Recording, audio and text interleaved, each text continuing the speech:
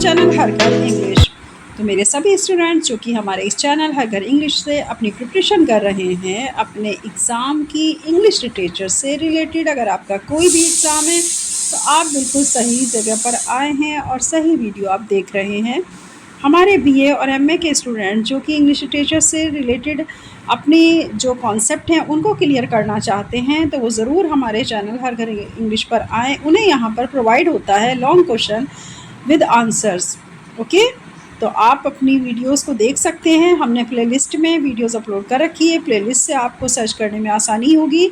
तो हमारे सभी स्टूडेंट्स जो कि इंग्लिश लिटरेचर से रिलेटेड हैं वो सभी यहाँ पर आकर अपने नोट्स नोट डाउन कर सकते हैं और अपने एग्ज़ाम में एक अच्छा स्कोर गेन कर सकते हैं। Okay students, so today we will discuss the psycholinguistic from linguistics and ELT paper.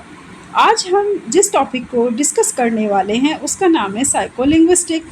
ये कहाँ से लिया गया? ये लिंग्विस्टिक्स के पेपर या ईएलटी के पेपर से लिया गया है। आपसे क्वेश्चन पूछा गया था प्रीवियस ईयर्स के क्वेश्चन पेपर में, ये क्वेश्चन आया है and this is the most important question for your exam. Discuss the psycholinguistics nature and its application. Psycholinguistics को आपको डिस्कस करना है, इसकी नेचर बतानी है और इसके एप्लीकेशन के बारे में भी आपको यहाँ पर वर्णन करना है या डिस्कशन देना है। बात कर लेते हैं पहले इंट्रोडक्शन की। What is the psycholinguistic? Psycholinguistic means in Hindi that भाषा विज्ञान। आपसे यहाँ पर पूछा जा रहा है कि हिंदी में अगर हम बात करेंगे भाषा विज्ञान की, भाषा मनोविज्ञान क्या है, भाषा मनोविज्ञान किस तरह वर्क करता है, इसकी नेचर क्या है और इसके प्रयोग क्या हैं। चलिए इंट्रोडक्शन देख लेते हैं पहले। Psycholinguistic is the study of the language processing mechanism. Psycholinguistic एक स्टडी है लैंग्वेज प्रोसेसिंग की मैकेनिज्म की। Psycholinguistics deals with the mental process a person uses in producing and understanding language. Psycholinguistic इसका मतलब मैंने अभी आपको बताया ना हिंदी में कि भाषा मनोविज्ञान डील करता है मेंटल प्रोसेस से एक किसी भी व्यक्ति के। तो अगर एक व्यक्ति है तो उसका मेंटल प्रोसेस से क्या करेगा? साइकोलिंग्विस्टिक्स डील करेगा। साथ ही उसकी अंडरस्टैंडिंग लैंग्वेज यानी जो उसने भाषा को समझा और जो वो प्रोड्यूस कर रहा है ड्यूरिंग द स्पीकिंग, तो जो भी पर्सन मेंटल प्रोसेस से गुजरा यानी उसने एक नई लैंग्वेज को सीखा, उसके बाद उसने उस लैंग्वेज को प्रोड्यूस किया, तो जाहिर सी बात है उसे लैंग्वेज की जो समझ है वही प्रोसेस मैकेनिज़्म को हम कहते हैं कि उसने लैंग्वेज प्रोसेसिंग मैकेनिज़्म को अडॉप्ट किया। It is a psycholinguistic study. यही आपका साइकोलिंग्विस्टिक स्टडी कहलाता है। Understood? It is concern with the relationship between language and the human mind. For example, how word, sentence and discourse meaning are represented and computed in the mind. It is concern with the relationship between, ये विचार विमर्श करता है language के और human mind के बीच में जो रिलेशनशिप है उसके बारे में। फॉर एग्जाम्पल, जैसे शब्द कैसे बनते हैं, सेंटेंस कैसे बनते हैं। जब हम विचारों को अपने सेंटेंस के थ्रू या भाषा को अपने सेंटेंस के थ्रू किसी के सामने रखते हैं तो उनका अर्थ क्या है। साथ ही जो हमारा माइंड है वो सभी को कंप्यूटेड रखता है, सारे वर्ड्स को और प्लस उनके अरेंजमेंट को। फिर वो रिप्रेजेंट करता है जितना उसने सीखा है, किसने? ह्यूमन माइंड ने। जितनी लैंग्वेज उसने सीखी है, जितना उसको बताना है सामने वाले को, या जो भी वो अपना कम्युनिकेशन करते हैं विद अदर पर्सन, वो सब उसके माइंड के अंदर कंप्यूटेड है। तो बस, और उसका सही अर्थ निकाल करके जब हम किसी दूसरे के साथ में कम्युनिकेशन करते हैं तो इट इज़ ए साइकोलिंग्विस्टिक। यानी हमने लैंग्वेज को कितना सीखा, कितना प्रोड्यूस किया, कितने हम वर्ड्स को उसके जानते हैं, उसके सेंटेंसेस बनाना हमें किस तरह से आते हैं। साथ ही हमें ये भी पता होना चाहिए कि हम जो सेंटेंस बना रहे हैं उनका अर्थ क्या निकल के आएगा। तो हमारे माइंड में जो एक चीज़ें सेव कर दी गई हैं लैंग्वेज से रिगार्डिंग, वो सारी चीज़ें फिर रिप्रेजेंट होगी in front of other person, दूसरे व्यक्ति के सामने। It is A psycholinguistics. Next, this is the most important and long question, so you have to focus on this topic. Psycholinguistic nature and application. Psycholinguistic is the scientific study of the relationship between language and the human mind. It explores how people acquire, comprehend, produce and store language. Psycho linguistic एक scientific study है जो कि relationship को बताती है, language के और human mind के बीच के रिलेशनशिप को ये यहाँ पर क्या कर रही है, डिस्कस कर रही है या फिर डिस्क्राइब कर रही है। It explores how people acquire, इसमें हम खोजते हैं कैसे लोग लैंग्वेज को एक्वायर करते हैं, कॉम्प्रीहेंड कैसे समझते हैं, प्रोड्यूस कैसे फिर उसको प्रोड्यूस करते हैं और फिर उस लैंग्वेज को स्टोर करके अपने ब्रेन में रखते हैं। The discipline combines insights from psychology, linguistics, neuroscience and cognitive science to understand the mental processes behind communication. The discipline combines insights, हमारी जो आंतरिक समझ होती है, साइकोलॉजी जो हमें सिखाती है, यानी हम उस भाषा के मनोविज्ञान को आंतरिक रूप से जब समझते हैं, उसे लिंग्विस्टिक और न्यूरोसाइंस यानी हमारा जो ब्रेन है, जो हमारा मस्तिष्क है, वो किस तरह से उस लैंग्वेज के ऊपर काम कर रहा है, उसकी समझ, कॉग्निटिव साइंस, हमें उसकी संज्ञानात्मक समझ कितनी है उस लैंग्वेज की, हम उसे कितना ज़्यादा समझ पा रहे हैं, और हमारा मेंटल प्रोसेस जो कम्युनिकेशन के पीछे काम कर रहा है, ये सारी चीज़ें मिल कर के बनाती है साइको लिंग्विस्टिक। ओके, ये एक टर्म है जिसका मतलब है भाषा मनोविज्ञान। तो भाषा मनोविज्ञान क्या है, आप इसको अच्छे से समझ लीजिए। This is the relationship between language and the human mind and explores how people acquire, comprehend, produce and store language. The discipline combines insights from psychology, linguistics, neuroscience and cognitive science to understand the mental process behind communication.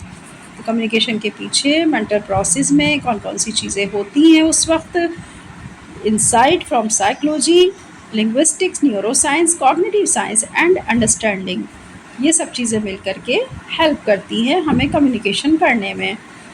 Next is the nature of psycholinguistic. Psycholinguistics की nature क्या है? The nature of psycholinguistic is interdisciplinary. Psycholinguistic की nature है अंतर्विषयक, यानी बहुत सारे विषयों के ऊपर एक साथ बात कर लेना। It studies language at different stages. इसके अंदर जब हम लैंग्वेज को स्टडी करते हैं तो अलग अलग डिफरेंट स्टेजेस पर करते हैं। How children acquire there mother tongue, जैसे एक छोटा बच्चा कैसे अपनी माँ की जो भाषा है या जो टंग है, यानी उसकी जो ज़बान है, उसको एक्वायर करता है, कैसे वो अपनी माँ की जो मातृभाषा है उसको कैसे एक्वायर करता है। लैंग्वेज एक्विजिशन में आ जाता है, एक छोटा बच्चा किस तरह से अपनी मदर टंग को एक्वायर कर रहा है, it is a language acquisition. How adults learn A second language, वयस्क होने के बाद, एडल्ट होने के बाद किस तरह से आप दूसरी लैंग्वेज को भी सीख लेते हैं। How sentences are formed in the mind, आप किस तरह से सेंटेंसेस को अरेंज कर लेते हैं या उनको रूप दे देते हैं अपने ही माइंड के अंदर। This is the language production, ये टर्म आपकी लैंग्वेज प्रोडक्शन कहलाती है। And how words and meanings are understood, और आप शब्दों का कैसे अर्थ निकालते हैं या फिर उसको समझते हैं। लैंग्वेज कॉम्प्रीहेंशन, तो यहाँ पे ये टर्म यूज़ होगी कि आपको लैंग्वेज कॉम्प्रीहेंशन आप बहुत अच्छे से जानते हैं, क्योंकि आप वर्ड्स को, उसके अर्थ को समझ भी रहे हैं और उनका निकाल भी रहे हैं। It also examines memory, attention and cognitive functions that influence language use.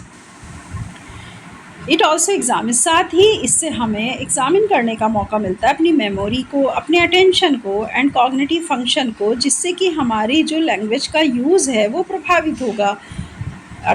इसका मीनिंग हुआ आपका कि जब हम अपनी मेमोरी को एग्जामिन भी करते हैं इसके थ्रू, किसके थ्रू, साइकोलिंग्विस्टिक्स के थ्रू, तो हम अपनी लैंग्वेज को क्या करते हैं, इससे अपनी मेमोरी को एग्जामिन करते हैं, अपने अटेंशन को एग्जामिन करते हैं, कॉग्निटिव फंक्शन को एग्जामिन करते हैं, और साथ ही लैंग्वेज के यूज़ का इन्फ्लुएंस क्या पड़ रहा है अदर लोगों के ऊपर या सोसाइटी के ऊपर, उस सब का भी एग्जामिन किया जाता है।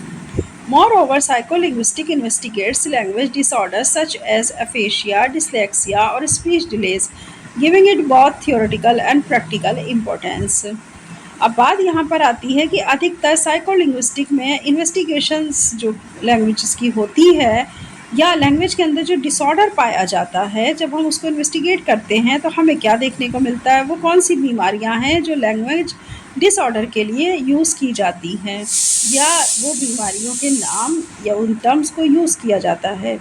First of all aphasia, dyslexia and और स्पीच डिलेज, या फिर अगर कोई बच्चा देर में बात करता है तो उसको भी कहा जाता है। गिविंग इट बहुत थियोरेटिकल एंड प्रैक्टिकल इम्पोर्टेंस, इसका महत्व दोनों ही जगह बराबर है, चाहे वो थियोरेटिकल हो चाहे प्रैक्टिकल हो। तो क्या होगा, साइकोलिंग्विस्टिक की अपना जो अगर देखें हम इम्पोर्टेंसी दोनों जगह पर है, क्योंकि लोग इसको पसंद करते हैं। अपने बच्चों में अगर उनको स्पीकिंग में कोई दिक्कत होती है तो साइकोलिंग्विस्टिक के थ्रू उनकी स्पीकिंग को इम्प्रूव किया जाता है। Next is the application of psycholinguistics.